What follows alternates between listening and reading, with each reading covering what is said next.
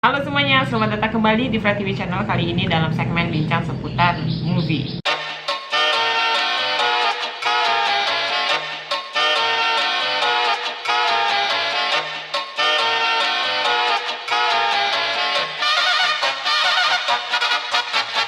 Adapun movie yang mau saya review kali ini tuh merupakan original Netflix berasal dari negara Thailand dengan judul Happy Old Year. Nah, biasanya kalau Happy New Year ini kita ucapkan ketika memasuki tahun baru. Kira-kira Happy Old Year ini kapan ya? Premis yang diangkat dalam film ini cukup sederhana. Ada seorang cewek bernama Jens ingin menciptakan suatu ruangan kerja yang minimalis di dalam rumahnya, akan tetapi mendapati permasalahan padatnya barang yang mengisi tiap sudut rumah tersebut tanpa meninggalkan sedikit pun space untuk bernafas. Maaf, agak lebay. Dan juga perasaan gak sanggup untuk membuang barang-barang tersebut, ya dikarenakan pertimbangan-pertimbangan seperti sayang untuk dibuang, masih bagus, gak tegaan. Nah, terus juga penolakan-penolakan dari sang ibunya. Pada akhirnya Jen menemukan solusi untuk menghilangkan barang ini tanpa harus membuangnya dengan cara mengembalikan barang tersebut kepada pemilik awalnya. Dan mulailah dia menyortir satu persatu barang yang ingin dia kembalikan kepada pemilik sebelumnya, sampai dia menemukan suatu kamera lengkap dengan kaset filmnya yang diberikan oleh seorang cowok yang bernama Aim, yang mana berisikan foto kenangan-kenangan mereka pada masa dahulunya. Wah, ternyata ini barang dari mantan. Nah, sebenarnya situasi ini relate gak sih pada saat kita yang ingin beberes dengan tujuan ingin menghilangkan atau membuang barang-barang yang dirasa udah gak penting, dengan tujuan untuk menciptakan space yang lebih lagi untuk ruangan yang bisa dikatakan sempit, apalagi untuk anak kos-kosan ya, yang mungkin ukuran kamarnya itu hanya sebesar 2x2 cm aja, yang hanya cukup untuk tidur, akan tetapi masih mikir gitu kan untuk membuang barang seperti kardus sekalipun itu masih mikir, betul nggak sih?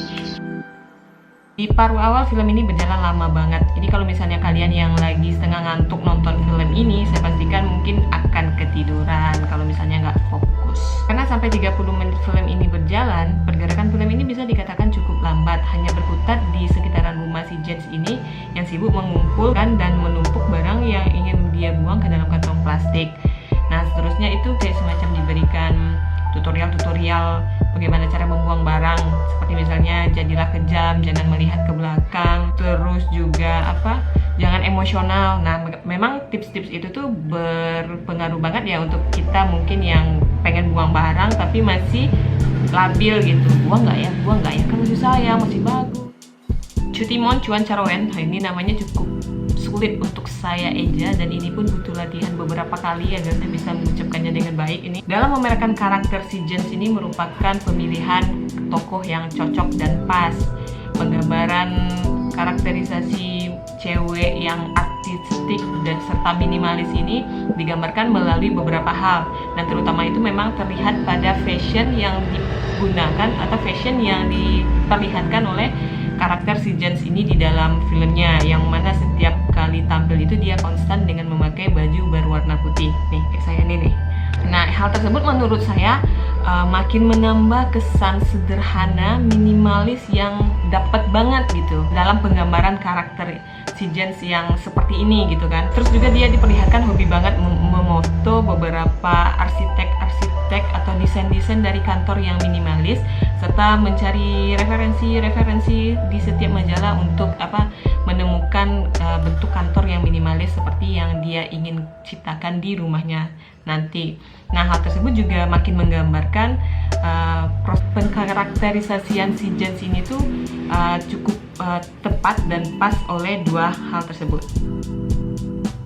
Walaupun tidak memberikan shoot penggambaran yang luar biasa wah seperti yang bisa kita lihat untuk film dengan teknikal yang cukup tinggi, akan tetapi untuk saya pribadi tetap termanjakan dengan visual penggambaran rumah si Jen ini. Jadi pengalamannya itu seperti kita masuk rumah lama, terus di sudut rumah itu dipenuhi oleh banyak barang-barang yang bertumpuk. Misalnya di sudut ini dipenuhi oleh tumpukan buku, di sudut sana dipenuhi oleh tumpukan sepatu yang saking udah banyaknya rak sepatu nggak mampu lagi nampung. Nah, itu kan hal-hal sebenarnya itu relate dengan beberapa kejadian yang ada di kehidupan sehari-hari. Apalagi misalnya untuk anak kos-kosan ini kerasa banget ini bagaimana susahnya mengatur ruangan yang kecil dengan too much barang yang ada. Nah itu kayak terasa banget mungkin ya anak kos-kosan yang kamar kos-kosannya tuh seala kadarnya luasnya gitu. Terus lagi juga penggambaran situasi rumah si Jen ini yang cukup unik ya. Jadi nggak tahu kenapa saya suka aja dengan aura rumah yang dihuni oleh si Jen sih.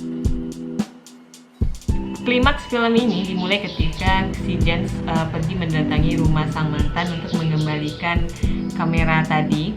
Karena pada awalnya dia udah coba kirim barang tersebut melalui jasa ekspedisi, tapi ditolak dan mengharuskan dia yang harus datang seperti itu. Nah dari sini nih proses melupakan sang mantan itu jadi goyah. Ya namanya juga mantan yang udah lama terpisah, hati yang dulunya beku karena kebencian itu pasti lambat laun akan terkikis oleh kerinduan akan masa indah yang pernah kita lalui bersama. Siap.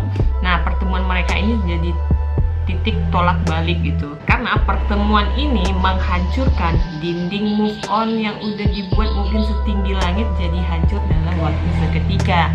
Dan hal tersebut dibuktikan oleh si cowoknya ini jadi putus dengan cewek barunya, dan si Jen ini udah mulai galau-galauin lagi mikirin si cowok. Nah makanya kalau udah jadi mantan itu, barang yang dulu pernah jadi kenangan itu juga ikutan dibuang biar nggak sama kayak gini kejadiannya, ya kan?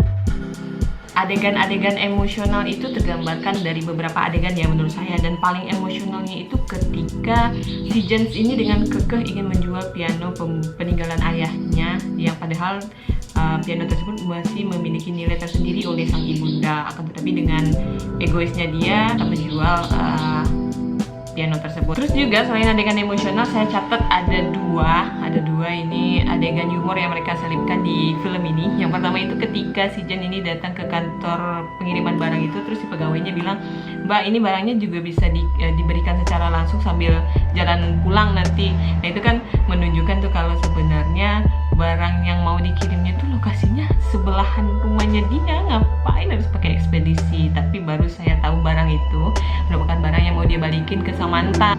Terus juga adegan humor lainnya itu ketika ibunya si Jens ini dengan wajah gak bersalahnya ngajak si Jens ini ikut dia ke pasar dengan abangnya, dengan fakta bahwasannya dia pergi ke pasarnya itu naik motor. Nah ini saya curiga di Thailand udah legal kalian cabe-cabean atau taktik, karena nggak mungkin dong bertigaan bu naik motor, nggak mungkin. Itu saya ketawa banget, itu ngakak banget pas yang scene itu datang ketika saya udah mulai hopeless dengan film ini film mau dibawa kemana gitu kan. Nah tiba-tiba dia nyelipkan adegan itu. Tips untuk teman-teman mungkin yang mau nonton film ini, saya sarankan untuk tidak terlalu berekspektasi banyak terhadap film ini. Cukup nikmati aja alur film ini, karena apa ya, kalau kalian put much expectation to this movie, saya jamin kalian bakalan kecewa gitu. Makanya udah let it flow, biarin aja berjalan, ikutin aja, nikmatin aja, santai aja. Nah dengan demikian kalian makin bisa menikmati film ini. Nah itu pesannya. Oke teman-teman semuanya, saya rasa segitu dulu ya review singkat kita tentang film yang berjudul Happy Old Year ini. Terima kasih banyak untuk teman-teman yang sudah nonton video ini. Jangan lupa untuk like video ini kalau misalnya teman-teman suka, dan pastikan juga subscribe channel ini dengan cara klik tombol yang bertuliskan subscribe atau langganan di bawah itu, jangan lupa untuk diklik. Thank you so much for watching this video, and once again I say to you, don't forget to subscribe, and I'll see you guys in the next video. Bye bye.